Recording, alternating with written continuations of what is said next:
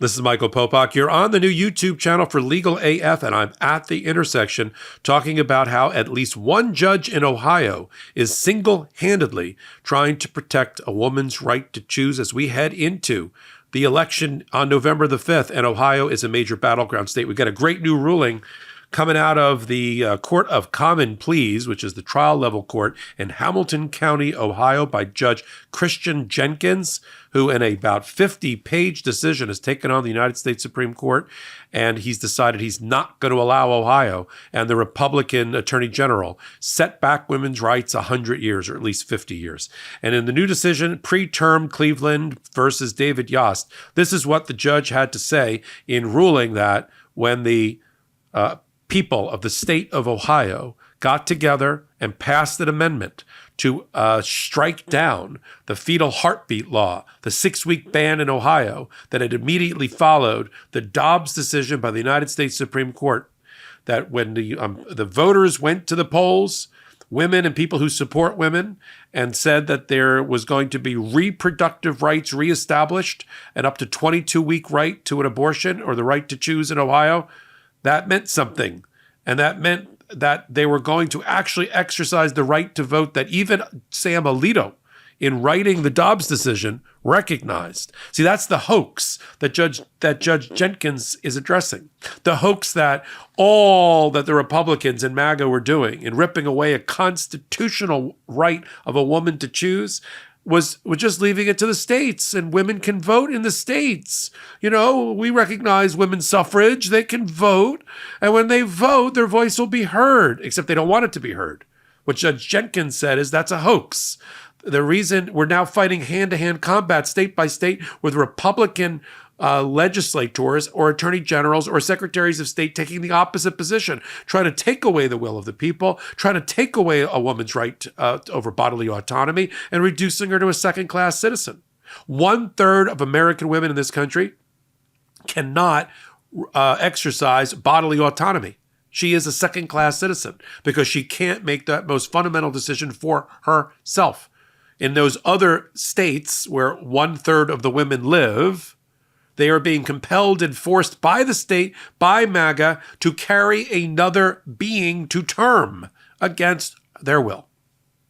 And so now Judge Jenkins has had enough. Here's how he started his order, finding and striking down any attempt by the Republicans in Ohio to limit, criminalize a woman's right to choose. Here's what he said in his new ruling.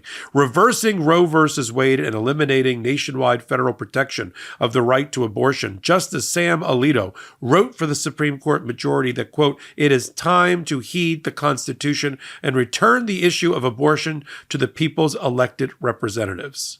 57 pages later, says Judge Jenkins, Justice Alito made clear that, quote, our decision, the Supreme Court's decision in Dobbs, returns the issue of abortion to those state legislative bodies, and it allows women on both sides to seek to affect the legislative process by influencing public opinion, lobbying legislators, voting, and running for office. Just leave it to the hearts and minds of voters. Presciently, Judge Jenkins continued, and perhaps a little gratuitously, Justice Alito then noted that, quote, women are not without electoral or political power, are they? His next line is chilling and also a perfect slam back counterpunch to the MAGA and the Sam Alitos of the world. Here's what Judge Jenkins had to say in this new decision from today. Ohio's Attorney General evidently didn't get that memo. For even after a large majority of Ohio's voters, 56.78%, presumably both women and men, approved an amendment to the Ohio Constitution protecting the right to pre-viability abortion, the Attorney General, Republican, urges this court to leave untouched all but one provision of the so-called Heartbeat Act, the Fetal Heartbeat Act, clearly rejected by Ohio voters. I thought that's what the Supreme Court said we were allowed to do. We were supposed to go state by state. I thought that's what Donald Trump said. Leave it to the states. Leave it to a vote, a referendum. Leave it to a constitutional amendment at the state level. Well, that's what they did in Ohio. And then the Republicans said, no, not enough. It's like they're playing an elaborate, macabre game of I'm thinking of a number, but it has to do with women's autonomy and their first-class citizenship in this country. I'm thinking of a number, 6. Nope, it wasn't 6. All right? So even when you pass a constitutional amendment to outlaw the Fetal Heartbeat Act, that's not enough in a state like Ohio. Look, there are at least 10 states where literally abortion rights and the right for a woman to exercise bodily autonomy and have reproductive rights is on the ballot, along with, yes, Kamala versus Donald Trump. Look for the constitutional amendment in your state. In Florida, there is one. And it depends on the state, whether it's a supermajority vote or a majority vote. In Florida, it's going to take 60%, a heavy lift, in order to get a woman's right to choose enshrined in the Florida Constitution. In Ohio, it was a simple majority. 10 different states, it's on the ballot. And even in the states where it's not on the ballot, it's on the ballot. Supreme Court's on the ballot, right? Making sure that Kamala Harris is the one picking the next two justices, not Donald Trump. Because if it's Donald Trump, it'll be 2 generations of this MAGA baked into decision-making and ripping away your rights and those of anyone that you love that happens to be a woman or not a woman or doesn't have a gender at all, and their rights in our society. We're always talking about other Americans. These are not foreigners. These are not the horde of invaders. These are your friends, your family, right? If you don't have a gay person in your life, right, you're not looking hard enough. You're not acknowledging the reality. You may even have a transgender person who identifies as transgender or no gender or binary in your life. 3% of American teenagers identify as transgender, and I think that number's low. Okay, so every time I say that the MAGA is against something, they're against other fellow Americans who have every right and as much right to freedom and liberty and peace and prosperity and constitutionally protected privacy as anyone else. Here's what the judge had to say on page 2 of his decision. It sums it up. This dispels the myth that the U.S. Supreme Court's decision in Dobbs versus Jackson Women's Health merely returns the issue of abortion to the states. That's what Trump likes. We merely do that. That's all we really do. No. The judge says the promise of this myth is that in states where the voters adopt abortion protection measures, those rights will be protected by the state and its officers. Not so in Ohio. Despite the adoption of a broad and strongly worded constitutional amendment, in this case and others, the state of Ohio seeks not to uphold the constitutional protection of abortion rights or rights of women, but to diminish and limit it.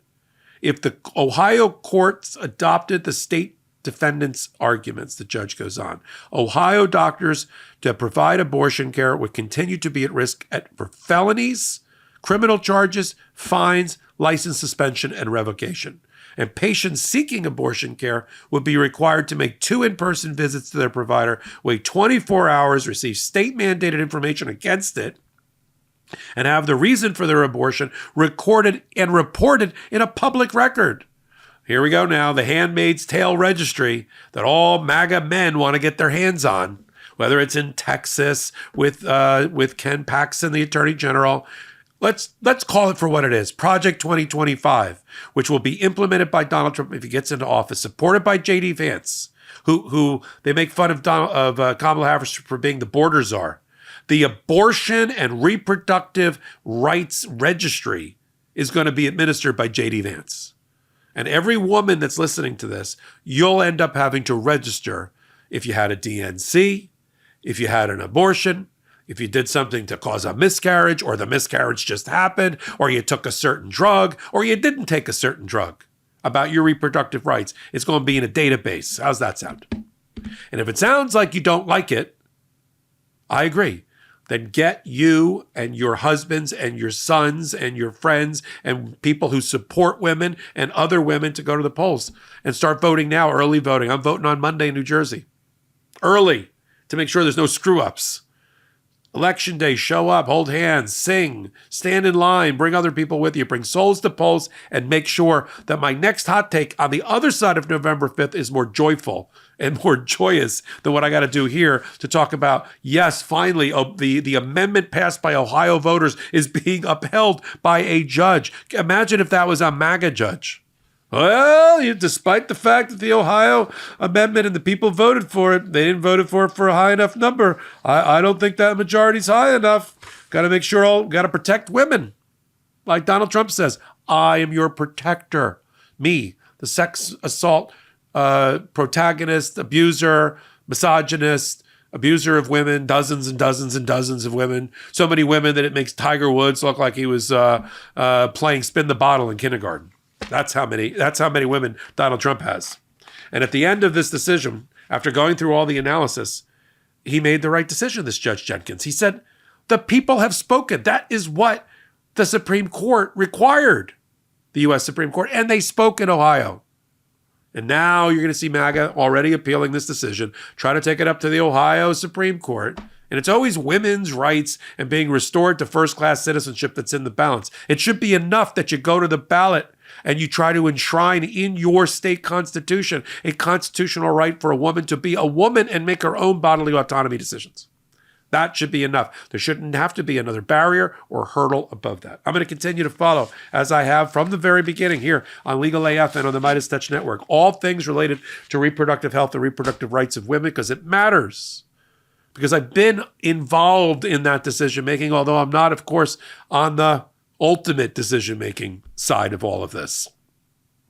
It matters whether we're talking about IVF or other reproductive rights, or the right for a woman to choose what she does and how she does with her body and not be compelled to do it by a state that's out of control and run amok under Donald Trump. I'm going to cover it here on Legal AF on this YouTube channel, and I'm going to do it on the Midas Touch Network, at Legal AF, our podcast, and wherever you can find my commentary or reporting. Thanks for being here.